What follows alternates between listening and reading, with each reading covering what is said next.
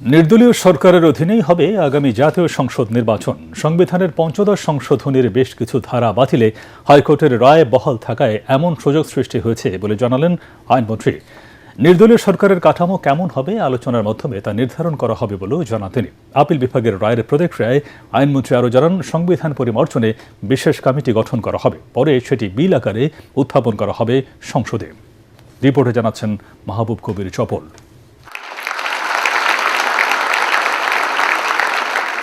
তত্ত্বাবধায়ক সরকারের অধীনে 2009 সালে সরকার গঠন করে আওয়ামী লীগ। 2 বছর পর সেই তত্ত্বাবধায়ক সরকার পদ্ধতি বাতিল করে সংবিধান সংশোধন করে।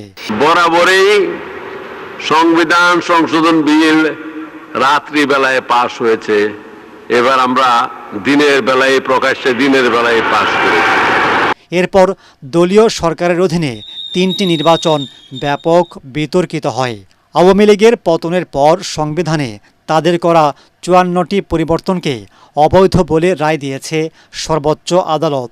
এর ফলে আগামী সংসদ নির্বাচন নির্দলীয় সরকারের অধীনে করা যাবে বলে জানান আইনমন্ত্রী। ইনশাআল্লাহ এটা আমাদের রাজনৈতিক অঙ্গীকার। আপনারা জানেন তত্ত্বাবধায়ক সরকার এটা বিএনপির আন্দোলনের ফসল।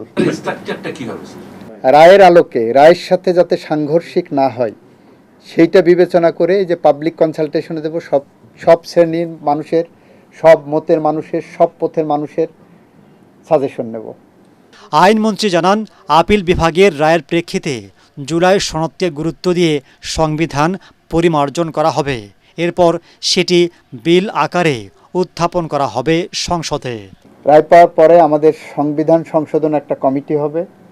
সেই কমিটির প্রক্রিয়ায় আইনি প্রক্রিয়া যেভাবে আসে সেভাবে আসবে। আমরা 54টা বিষয়কেই অ্যাড্রেস করব। সংবিধান সংশোধনের মাধ্যমে যা যা পদক্ষেপ নেওয়া দরকার আমরা পার্লামেন্টের সামনে প্লেস করব। রায় এবং জুলাই সনদকে সামনে রেখে জন আকাঙ্ক্ষাকে পূরণ করে পাবলিক কনসালটেশনের মধ্য দিয়ে আইন পাস হবে। এসব পরিবর্তনের ফলে আর কেউ ফ্যাসিজম কায়েম করতে পারবে না বলে আশা করেন আইনমন্ত্রী।